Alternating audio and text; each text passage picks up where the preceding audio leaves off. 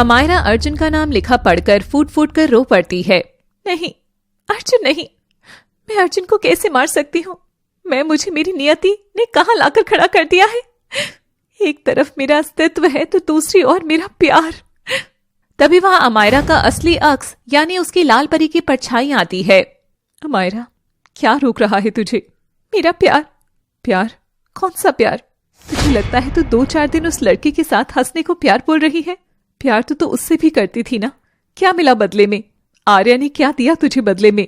भूल गई तू? और अमायरा ये बात सुनकर पुराने दिनों में लौट जाती है। सालों पहले अमायरा आर्या को पसंद करती थी, मगर लाल परी और शौर्यांगों का कोई मिलन नहीं था। मगर बावजूद इसके अमायरा चोरी छिपे आर्या को देखने के लिए उसके इलाके में चली जाती थी। काफी बार अमायरा को शौर्य व्रत के आसपास भटकता दिखाई देने पर भी डांट पड़ी थी। हाँ तो क्या हुआ, मैं प्रेम करती हूँ उससे, और प्रेम में कैसे बिरादरी, कैसा कुनबा।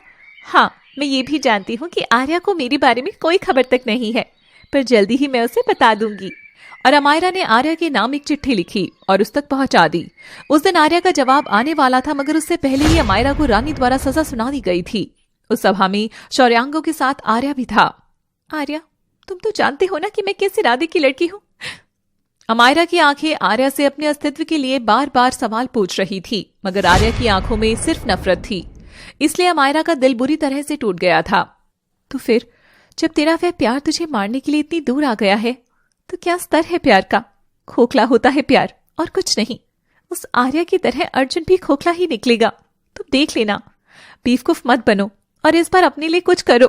ये लो खंजर और अपनी आखिरी बलि देकर मुक्त हो जाओ इस श्राप से। अमायरा अपने अक्स की बात से सहमत हो गई थी। अमायरा ने खंजर उठा लिया और एक लंबी सुबकी लेते हुए जाकर बिस्तर पर सो गई। कल का दिन बहुत मुश्किल होने वाला था। अमायरा और अर्जुन में से एक तो अपनी जान गंवाने वाला था। उधर आर्या ने भी अमायरा को रोकने की ठान ली थी। तभी आर्या के कानों में अर्जुन की आवाज पड़ती है और वहां अर्जुन आकर खड़ा हो जाता है। रुक जा आर्या, एक बार रुक जा। अमायरा को ये आर्या मारे उससे पहले अमायरा का ये अर्जुन उसे गले लगाना चाहता है।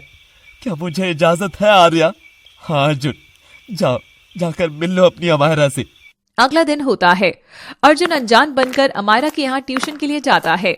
मिस, हेलो मिस, घर में कोई है नहीं क्या जो दरवाजा खुला है? मिस, मुझे आपसे एक जरूरी बात करनी है। पर अमायरा का कोई जवाब नहीं आता तो अर्जुन वहीं बैठ जाता है। वह बैठा हुआ अमायरा का इंतजार कर रहा था कि तभी वह दबे पांव हाथ में खंजर लिए पीछे से उसकी ओर बढ़ रही थी। अर्जुन के तेज कानों को अमायरा की आहट आ जाती है, मगर वह अपना नाटक शुरू रखता है। अमायरा अर्जुन के पीछे खंजर उठाती तो है, मगर तभी उसकी हिम्मत जवाब दे जाती है और वह खंजर नीचे रखकर रोने लगती है। नहीं नहीं नहीं, ऐसा नहीं हो सकता, नहीं कर सकती मैं ये। मिस, क्या हुआ मिस? क्या नहीं हो सकता? आप क्या नहीं कर सकती हो? सब ठीक तो है ना? बाबा, रात को आप मेरे साथ डेट पर थी, मैं किसी से नहीं कहने वाला। आप क्यों इतनी चिंता कर रही है मिस? बस रोना नहीं। देखो, आपको रोता देखूंगा तो मैं भी रोने लग जाऊंगा और रोते हुए मेरी नाक बहने लगती है। तुम भी ना रोने भी नहीं दोगी क्या? अर्जुन अमायरा को सीने से लगा लेता है। नहीं, कभी नहीं रोने दूंगा। बस आपको मुझे अच्छे मार्क्स देने होंगे।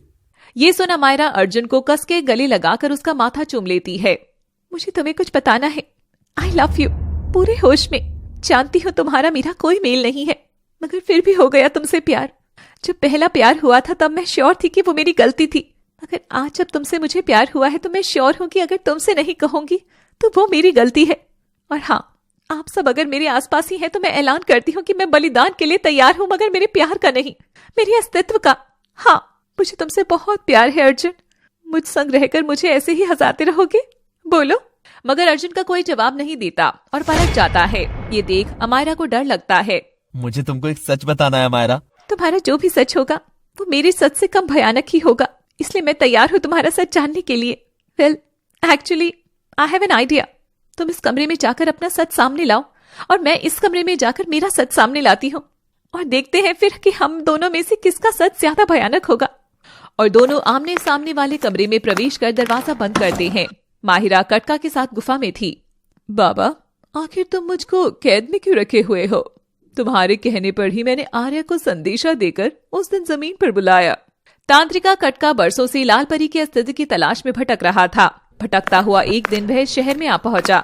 उस रात जब अमायरा लाल परी अपना शिकार कर रही थी, तब कटका की नजर लाल होते आसमान की ओर पड़ी और यह देख वह बहुत खुश हुआ।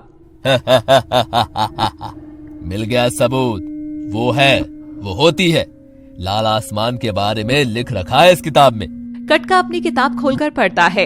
हाँ, ये लिखा, जब भी लाल आसमान दिखाई दे समझना लाल परी पास में ही है और अपनी शक्तियों को बुला रही है। मगर ध्यान रहे, जब आप लाल परी को अपने भरे पूरे रूप में देखना चाहोगे तो आपकी आंखें भी जा सकती हैं। ये सुन कटका थोड़ा भयभीत हो जाता है। नहीं, ऐसे तो मैं कभी उसका चेहरा नहीं देख सकता हूँ। अगर मैं कभी लाल परी को देख ही नहीं सकूंगा तो उस तक पहुंचूंगा कैसे? और आमतौर पर वो इंसानों के बीच आराम से घूमती रहेगी। कुछ देर में आसमान नॉर्मल हो जाता है और कटका दौड़कर रोशनी वाली जगह पर जाता है, मगर उसे लाल परी नहीं मिलती। अमायरा तो तब तक वहां से जा चुकी थी।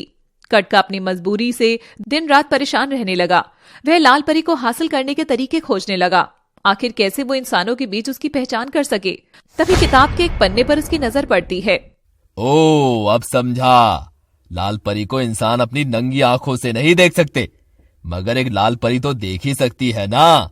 अगर ऐसा है तो मुझे जहर को काटने के लिए एक मीठा जहर तो बुलाना ही पड़ेगा।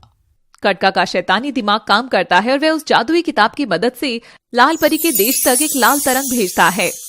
माहिरा अपनी दोस्तों के साथ लाल परी की दुनिया में टहल रही थी कि तभी उसके दोस्त माहिरा को छेड़ने लगते।